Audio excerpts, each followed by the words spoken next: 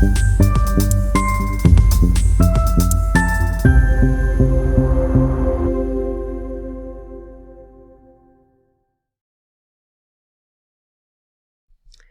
here I am in Canva, and I have a document called Ignite Learning Content Calendar. This is where I lay out the content for our membership.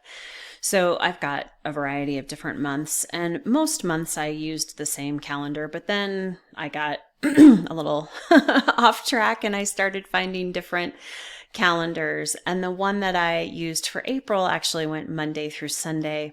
I didn't realize that that was the calendar I had picked, but I was asked a really great question, and that is, can I make this calendar interactive?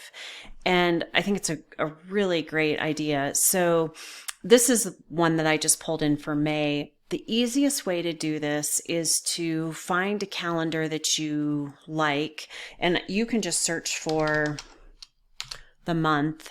And when you do that, you'll get all of the different June calendars. Then you find one that you like, and then you pull it in. And once you pull it in, the way you would share this and make it interactive, I mean, the first thing you could do is just add text.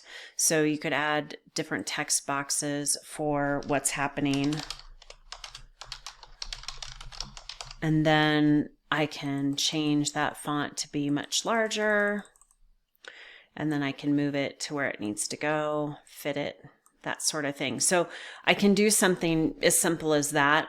What I have done here is I've actually used a shape. So I went to Elements and I selected Shape and I put a shape in, because I really identify what's happening that week, and then the actual date and the Zoom link is for my members only. So you could do something like that. Now, if you wanted to make this collaborative, what you could do, you'd have to give people instructions most likely, because if they're not familiar with Canva, they might not know where to start. And I've put all the different months in the same project file, but if you think that's going to confuse them, then what you might do is do a project file for each month if you don't want things to get moved around.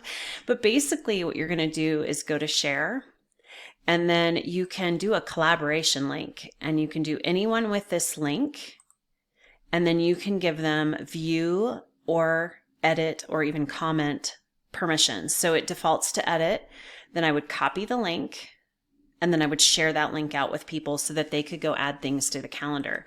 So it's a nice workaround if you don't have a collaborative calendar, for people to put their dates out in one location. And then the other thing that I think you'll want to know, and this is a pro feature, but I did a similar thing where I have a collaborative document that people were putting things in, and at one point, the whole thing got erased. Someone had gone in and they had accidentally erased everyone else's work. Under your file, you do have, if you're pro, you do have a version history.